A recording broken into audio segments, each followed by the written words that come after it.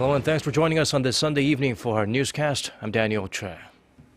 Korea and Japan held working-level talks at the long unresolved issue of Japan's wartime sexual slavery system, just a day ahead of the ministerial-level meeting that's also set to take place in Korea. We now connect to our Kwon Soa at Seoul's Foreign Affairs Ministry for details. Soa, less than 2 weeks ago, the country's 11th meeting on the wartime sex slavery issue ended with no tangible outcome. Were there some positive developments this time around? Hi, Daniel. Well, expectations were higher than before after Japanese Prime Minister Abe's sudden decision on Friday to send his, on Thursday, that is, to send his Foreign Minister Fumio Kishida to Korea to hold talks with his Korean counterpart Yun Byung on Monday. Now, today's meeting was the 12th Director General level meeting since April last year. It ended less than an hour ago, and Korea's representative to the talks, the Foreign Ministry's Northeast Asian Bureau Chief Lee Sang-duk, and his Japanese counterpart Kimihiro Ishikane were said to have met for around 2 hours on the agenda for tomorrow's talks, and no details have been released yet. But let's hear what Foreign Minister Yun Byung said earlier today about tomorrow's talks.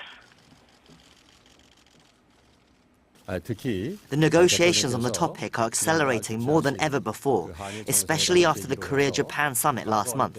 I think the timing of Foreign Minister Kishida's visit and the ministerial talks is of great importance. Well,